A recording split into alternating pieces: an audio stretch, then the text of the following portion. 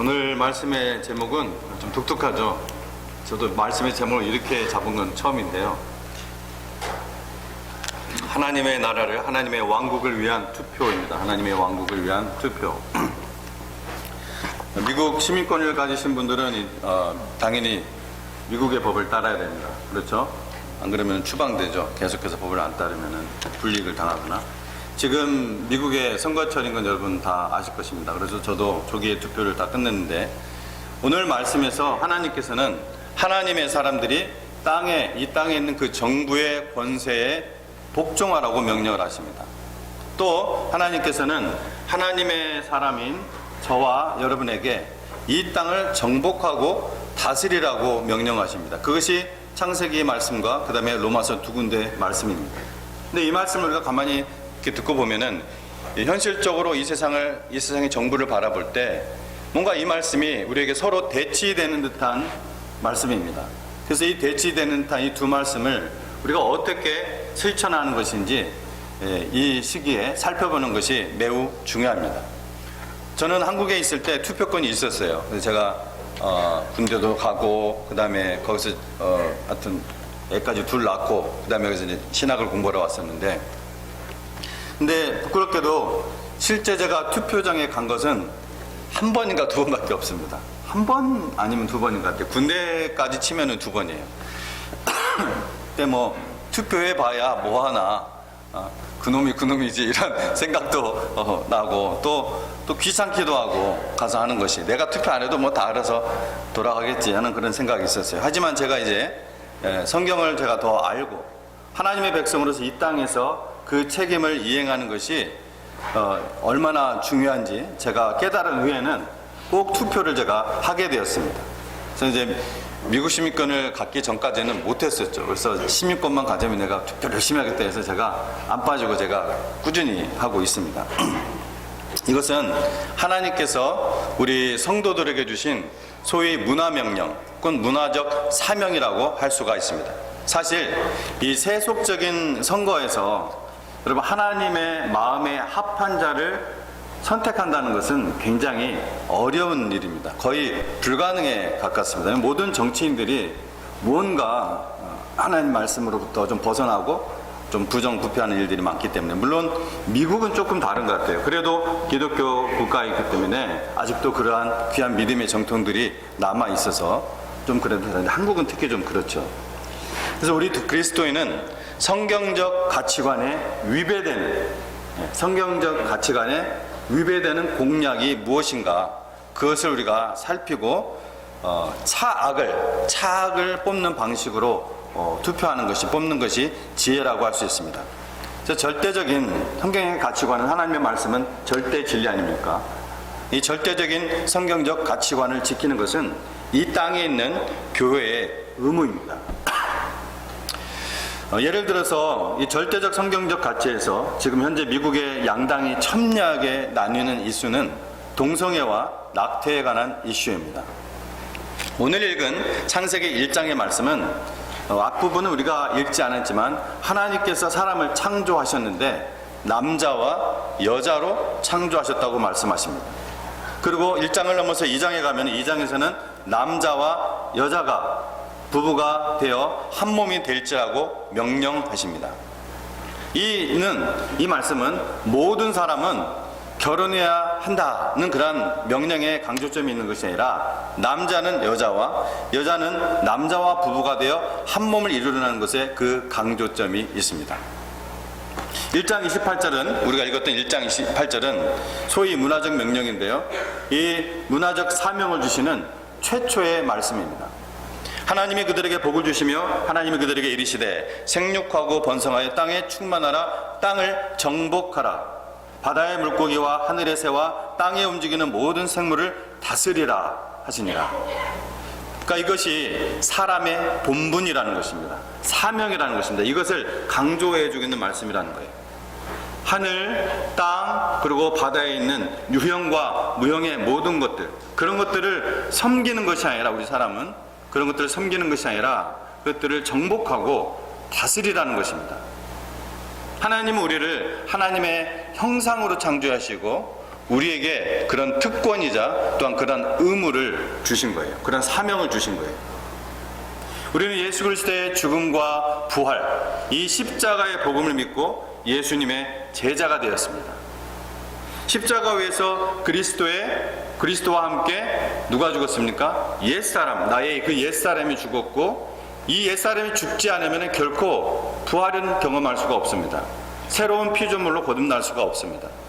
우리가 예수님을 믿는다는 것은 그리스도의 십자가에 나도 함께 옛사람이 죽었다는 것을 고백하는 믿음이, 이제는 오직 주의 말씀으로 주님을 나의 하나님으로, 나의 왕으로 모시고 살아가겠다는 그런 고백이 있습니다. 그래서 이전에 가지고 있었던 내가 가치관은 십자가와 함께 다 죽었고, 이제 새롭게 그리스도의 가치관, 하나님의 나라의 그 가치관으로 살아가는 새로운 피조물이 된 것입니다. 그것이 바로 고린도서 5장 17절의 말씀 아니겠습니까? 그런즉 누구든지 그리스도 안에 있으면 뭡니까? 새로운 피조물이라. 이전 것은 여전히 있습니까? 없습니까? 이전 것은 지나갔으니 보라 새 것이 되었도다. 이것이 그 말씀의 의미 아니겠습니까? 하나님의 사람들은 창조주 하나님께서 본래 창조하신 그 사람으로 이제 그리스도 안에서 거듭나서 창세기 1장 28절, 우리가 읽은 이 창세기 1장 28절의 그 문화 명령에 따라 사는 사람들이라는 거예요. 하나님의 사람은 하나님을 대적하는 이 세상의 문화에 굴복하며 사는 것이 아니라 정복하며 사는 것이고 다스리며 사는 것입니다. 이 세상은 반그리스도적 사상을 그리스도의 말씀으로, 우리가 그 세상의 반그리스도적 사상을 그리스도의 말씀으로 싸우고 영혼을 구원하며 살아가는 것입니다. 그것이 바로 이 땅을 정복하라는, 이 땅을 다스리라는 바로 그 명령인 것입니다. 이 땅을 정복하라는 것은 어떤 불법적인 폭력을 사용하라는 것이 결코 아닙니다.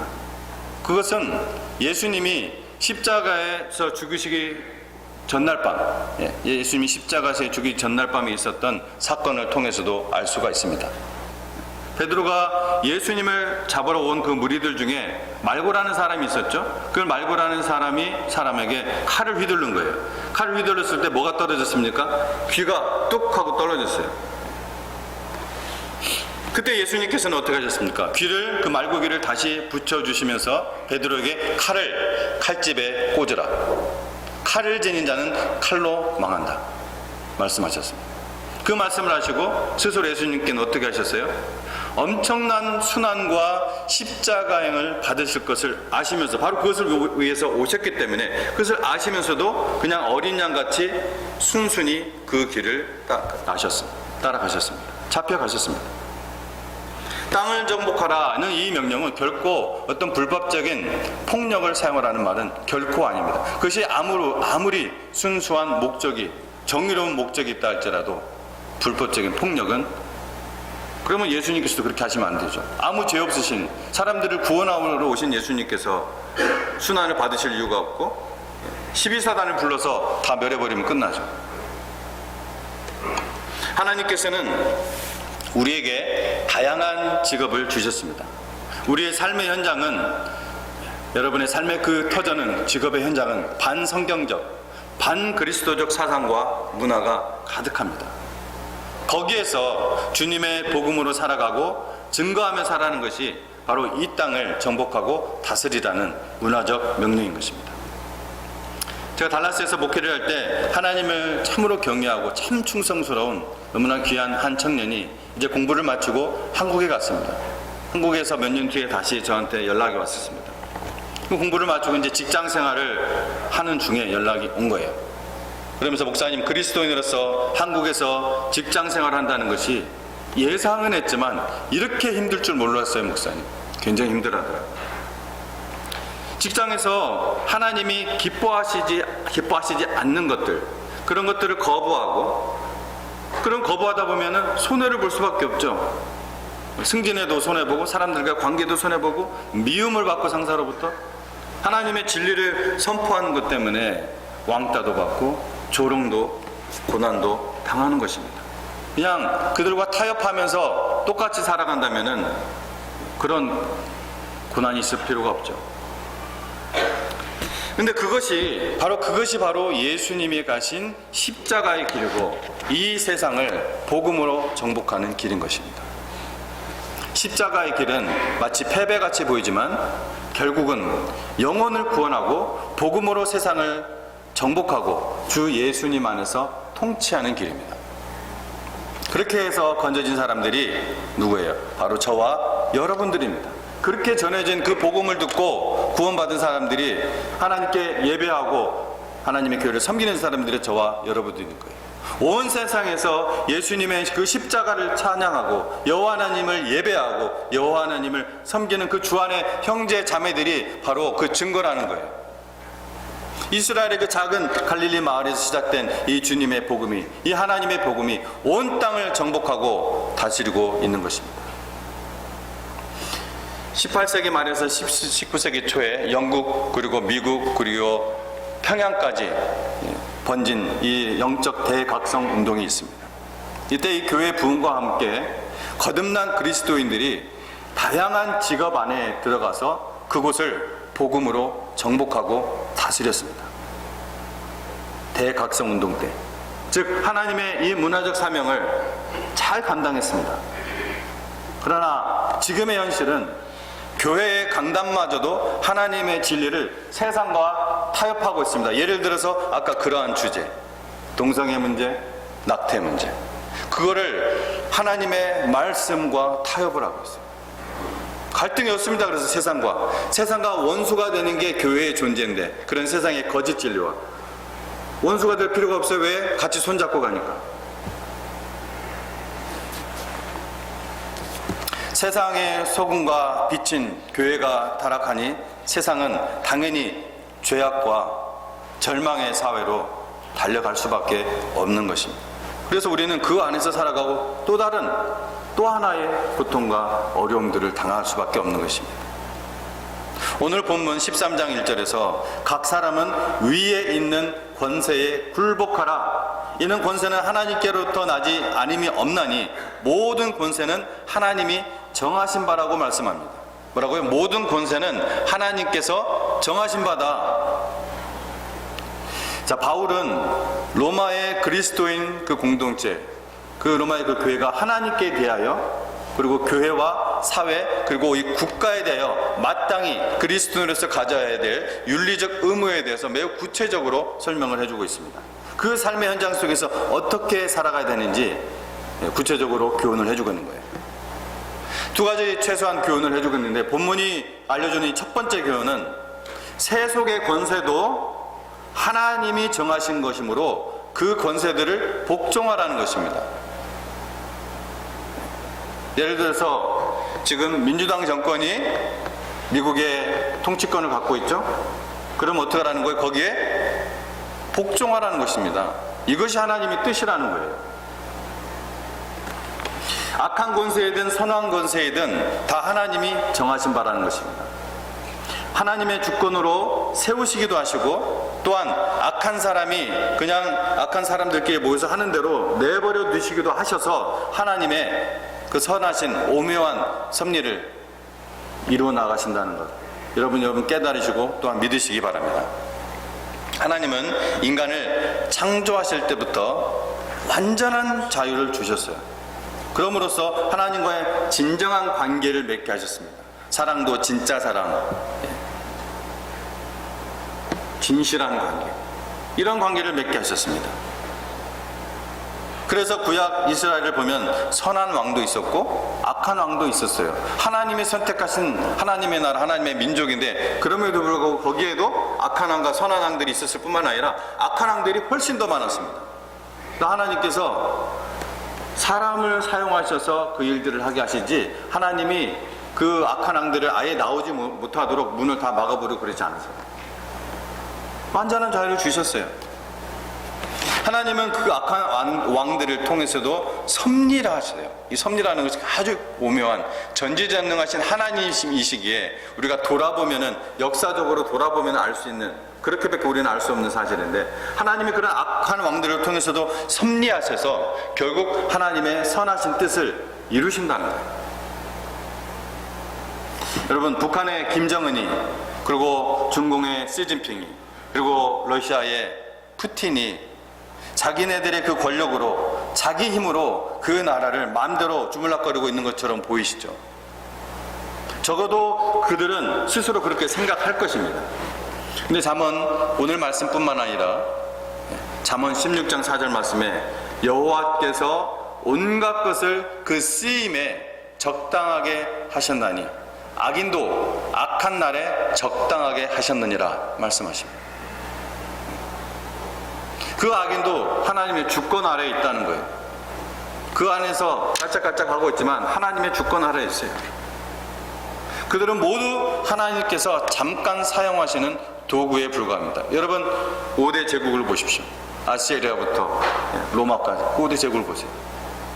하나님이 예언하신 그대로 되어가는데 그 안에 선한 왕, 악한 왕들이 다 나오고 있습니다. 그들이 스스로 선택한 악행으로 하나님께서 허용하시는 그 범위까지만 그렇게 행하다가 최후에는 온 우주와 인간의 역사를 운행하시는 이 하나님 앞에서 영원한 심판을 반드시 받을 것입니다.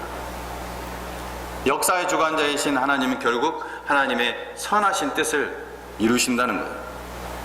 하나님께서 결국 그렇게 다 하실 것이니까 그러면 우리는 그냥 가만히 있으라는 것인가? 하나님 어차피 다 그렇게 하시는데 우리는 가만히 있으라는 것인가? 그러나 결코 아니죠. 아까도 말씀드렸지만 그 성경을 통해서 그 악한 왕들이 있을 때 그 성경을 통해서 보면 하나님께서는 반드시 남은 자, 남겨진 자, 그들을 통해서 하나님을 위해 남겨진 자를 통해서 하나님의 일을 하세요. 그들을 통해서 정복하게 하시고 다스리게 하셔서 하나님의 복음을, 하나님의 이 생명의 진리를 계속해서 증거하게 하신다는 것입니다. 여러분 이 시대에 지금 어떤 자들입니까? 여러분이 같은 지금 교회라는 건물 안에, 예배당 안에 같이 앉아있지만 여러분은 하나님께서 기대하시는, 하나님께서 남겨놓으신 남겨진 자로 살아가십니까? 역사는 어느 시대든 The Remnant, 남겨진 자들에 의해서, 하나님의 남겨진 자들에 의해서 운행이 되었습니다. 그래서 그리스도인은 이 땅에서 하나님의 사람으로서 하나님의 이 문화적 사명, 이걸 감당해야 하는 것입니다. 그 중에 하나가 이 땅의 시민의 의무인 투표를 하는 거예요. 여러분 투표하는 것이 하나님께 주신 명령이에요, 아니에요? 하나님이 주신 명령입니다. 거기에 복종하셔야 돼요. 왜? 그 정부가 누구로부터 온 거예요? 하나님. 하나님의 권세로부터 온 것이에요. 하나님의 권세로. 투표는 여러분의 자유입니다. 특히 주님이 다시 오실 때 말세 현상들이 너무나 생생하고 뚜렷하게 지금 진행되고 있는 거 여러분 아시잖아요. 좀만 더 눈을 열고 좀만 더 귀를 열고 보시면은 얼마나 지금 하나님의 그 예수님께서 직접 말씀하신 그 말세 현상들이 아주 그냥 생생하게 일어나고 있는지 모릅니다. 우리 자녀들이 살아갈 땅이에요. 그 투표를 해서 여러분, 그래서 우리가 하나님의 목소리를 내는 일은, 하나님의 에이전트로서 하나님의 목소리를 내는 일은 너무나 중요해요. 그러나 철저히 그 권세에, 그 정부에 복종하는 그 룰에 따라 하는 것입니다. 로마서 13장의 말씀이 전에 이게 또 하나 교훈이 바로 거기에 있는 거예요. 하나님께서 국가에게 자율적인 권위가 아닌 대리자로서의 권위를 주신 거예요. 그 국가가, 그 권세가 자기네 맘대로 해도 된다 이게 아니라 하나님의 대리자로서, 왜? 하나님으로부터 온 거라고 했잖아요, 그 권세가. 그러면 최종 권위는 누구에게 있는 거예요? 하나님께 있는 거예요. 대리자입니다. 그것이 악한 정부이든 선한 정부이든 애매한 정부이든 그것은 대리자예요. 이는 사도 베드로도 베드로전서 2장 13절로 17절에서 강조하고 있는 부분이에요. 즉 국가는 하나님의 정의를 실현하는 대표자라 말씀하고 있는 거예요. 오늘 로마서 13장 말씀도 그렇고 아까 말씀드린 베드로전서 2장의 말씀도 그렇고 국가는 하나님의 정의를 실현하는 대표자라고 세운 거예요. 그럴 때는 악을 견제하거나 징벌하고 선을 보호하는 직무를 감당하지 못할 때 우리는 그 정부의 그 권세 아래서 우리는 투표로 하나님의 목소리를 들려주는 것입니다. 무력이나 폭력이나 이런 게 아니에요. 그리고 우리는 기도하는 것입니다.